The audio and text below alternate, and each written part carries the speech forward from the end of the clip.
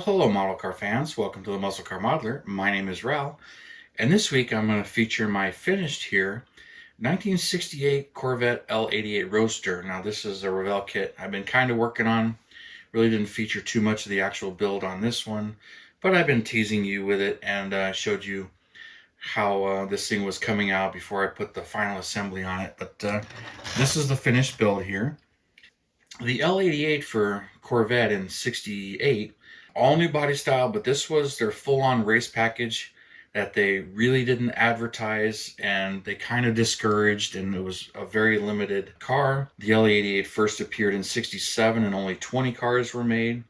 But this is 12-to-1 compression solid lifter 427 with the L89 aluminum heads on it and a big like 850 CFM carburetor.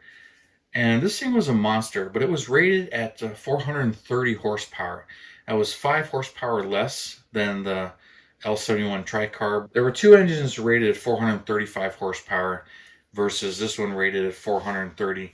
Now that was a flat out misconception, lie, and if you read the paperwork very carefully, you would see that it was more expensive and the RPM that it was rated at was much lower, and this thing could really rev. But it was an expensive package, and it included a few other things and deleted a few things that you couldn't get. The big thing was no radio. This thing ran a transistorized ignition and to get the hottest spark possible, and that interfered with the radio signal, and they didn't want any shielding on the wires. So no radio was available in this car. And then, of course, no AC.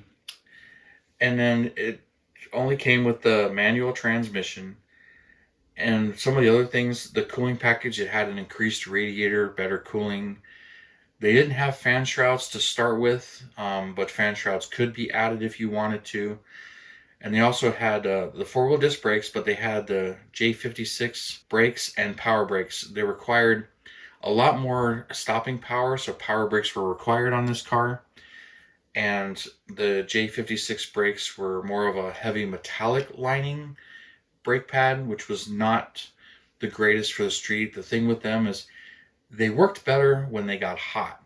When you're driving it around and on the street, the brakes did not stop as well. They didn't quite grab. So those heavy metallic brake pads and brakes just didn't work as well unless they were heated up. Now, in racing applications, you can get them hot and they worked great, and that's what they were for. But driving it around on the street, not hitting your brakes as often or not hitting them as hard, they didn't get hot and they didn't stop as well.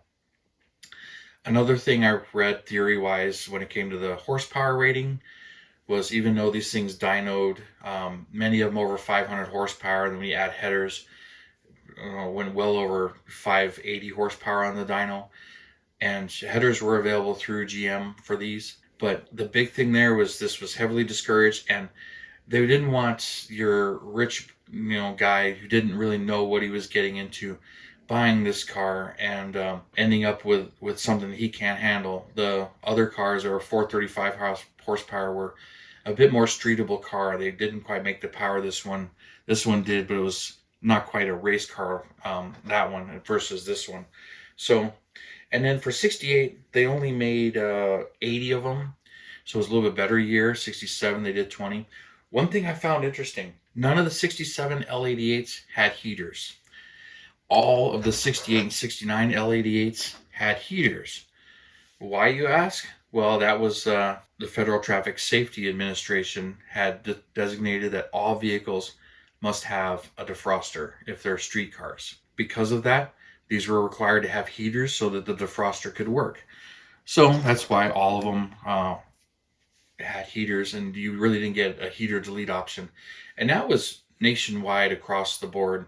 So kind of fun there. And these are all street cars. And matter of fact, right there in the console, there's a sticker there that warns you that this is a very high performance engine requiring 103 octane fuel.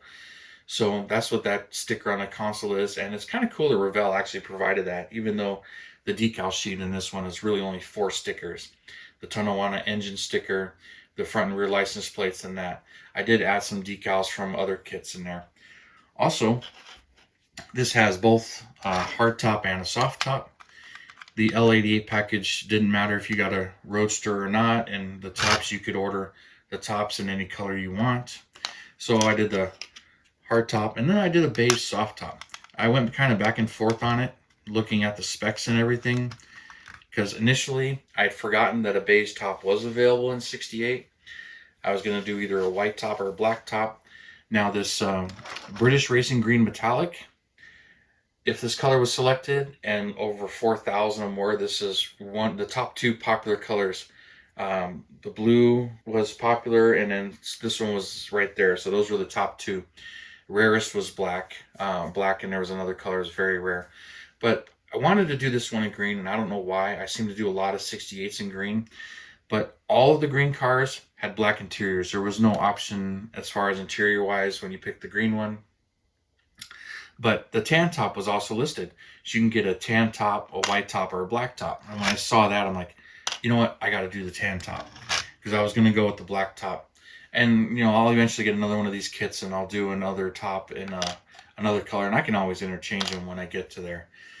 But this car has the correct dash with no radio. And Revell even put the ignition cylinder right there, right next to the tach, which is where it is on a 68. 69, it's on the steering column. But they did a really nice job on this kit, and I enjoy these kits. A couple other things for 68. There are no backup lights in the actual lens here, which is where they are 69 and later. They're right there. That's a 68 only feature. And then another thing is that door handle. Now, I decided to dress it down just a little bit. I put the white line tires on it. Some of these were ordered with the base tires because they were going to put racing tires on them anyway. But I did it that way. All L88s came with this hood.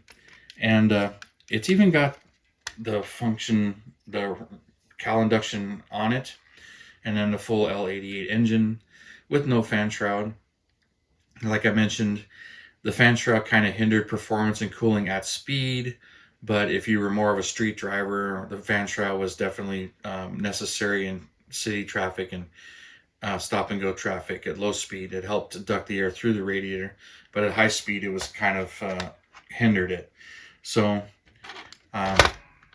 dressed that up and did that. Also, another thing between 67 and 68 L88s, the block was painted orange, but the heads were left bare aluminum along with the intake. But in 67, the entire engine was painted orange. So it's really hard to tell an L88 and 67. Other than the underside of the hood kind of gives it away with this air cleaner on 67s. But the 67 had the normal hood. There was no badging on the outside of these cars to tell you any of that. And I did the rockers in black, which is correct for 68 and 69. And then the full exhaust. Now, the Revell Ball & Motion kit comes with the side pipes, and you can add them and swap them.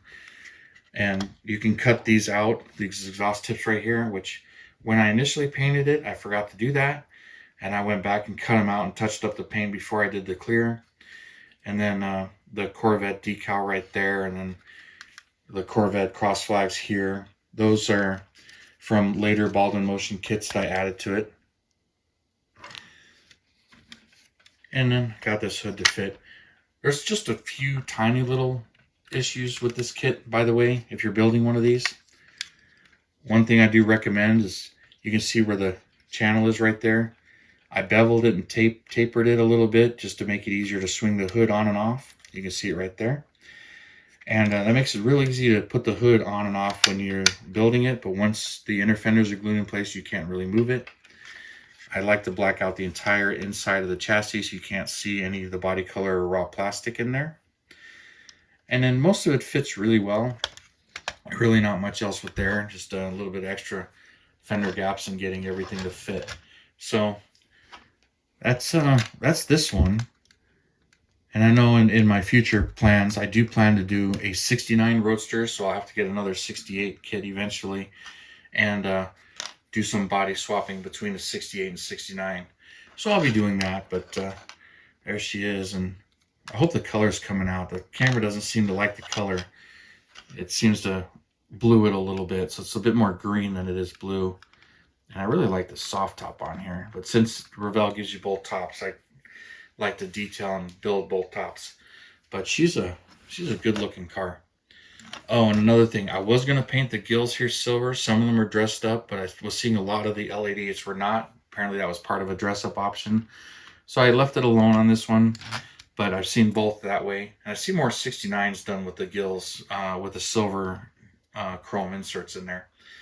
But anyway, this one is now done. It's my only 68 that I've done so far, and I just dig the way this one came out, especially with those white line tires. I'm not a big fan of the white line tires, but it just gives this thing a really classy, sleeker look without, giving away that it's got the baddest engine that they offered in that year for 68, the full-on race package. So thank you for tuning in, subscribing, and all your comments. I really do appreciate it. And you guys, you have a wonderful weekend, and I will see you next Saturday.